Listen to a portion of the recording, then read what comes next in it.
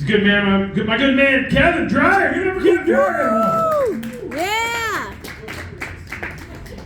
Yeah. I'll try. Do it. I am not a normal person. How do I know this? I was homeschooled.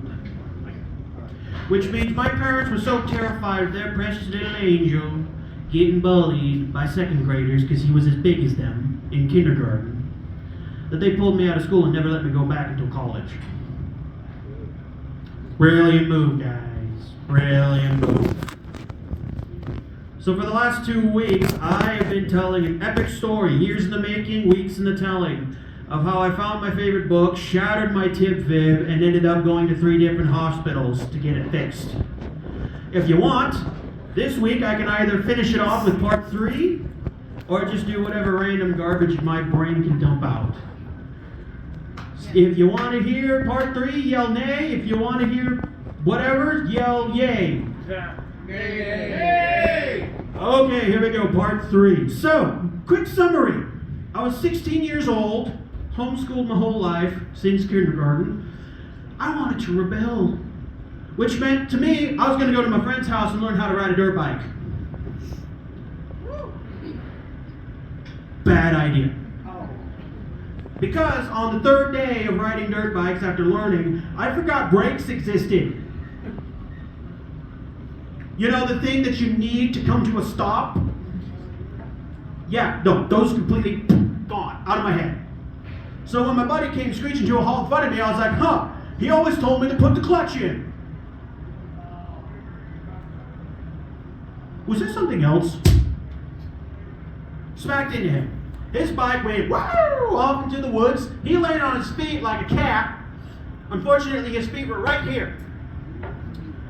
And there was a rock right here. And it all kind of went sideways. 45 minutes later, when my parents finally arrived, we went to ER. First we went to urgent care over in the one right next to fucking Taco Bell. Del Taco. Yeah, get the two mixed up. Mexican place. So by the time they found out how bad my leg was, they're like, you going to ER. You're going to ER. So they took me to ER. We go to ER, they do the fancier x-ray, you know, with the big machine where you lay down and it's like you're entering the belly of the Death Star.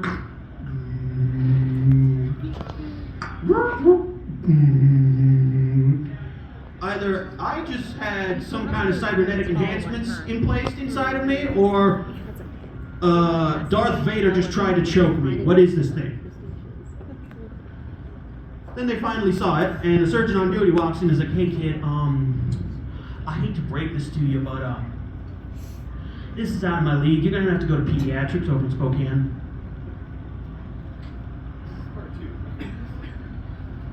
I'm summarizing, Jay, so the people who haven't been here in the last 2 weeks know what I'm talking about.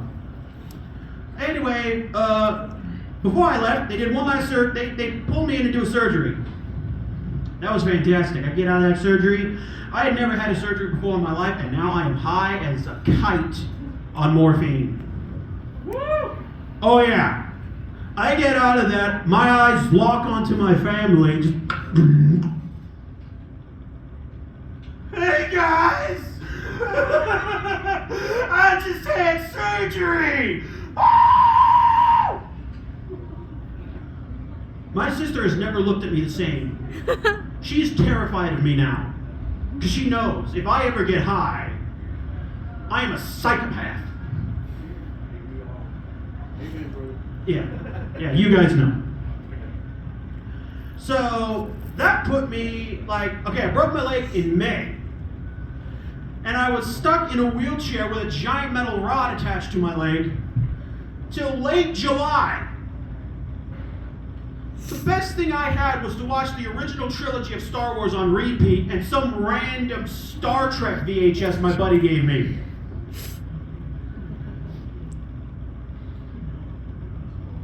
I had never considered the idea that you could make an alien's anatomy have his gonads in his knees. Apparently in Star Trek, that's a thing. So you don't kick them there, you kick them there, and they're out cold. Dude, I don't want my gonads in my knees. That'd be the best way to trip up an angry ex. She goes to kick me in the crotch and it does jack shit, and I'm just like, guess again. I only say this because I've never been in a relationship in my life. I don't even know. If some girl were to try to break up with me, I'd probably just cry for the next 10 years. What can I say? I'm a bitch. So, I got done watching all those movies, and they finally took me to the pediatric hospital, like, okay, we're gonna fix your leg, buddy. So, I go under again. And I wake up high as fuck again because there's more morphine in my body. Guys, I just had another surgery! Oh! And I come to find, they put 2 plates in my leg. I guess this meal wasn't big enough for one, they had to do a second plate. And the doctor almost forgot something. There was still a loose anchor bone for the ligament that makes my leg do this. Yeah, that sucker was still moving around freely. And the doctor had half removed the scalpel and tweezers from my leg before he saw it. Oh, we gotta go back in and fix that. That's when the second plate came in. Oh, we don't have anything to hold this down. Joey, get another piece of steel and just some screws. We gotta hold this thing down. I'm so glad this guy's unconscious. Yeah. Get the impact driver.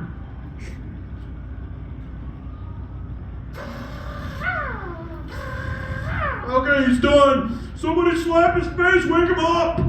I want to see him high. I just got word from Kootenai Health Care, the place on, yeah, this guy's crazy. Let's wake him up and see what he does.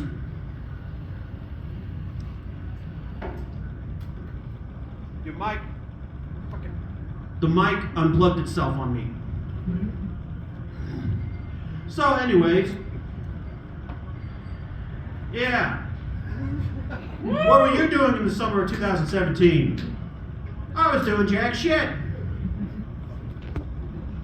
Thank you very much. God bless, go to hell.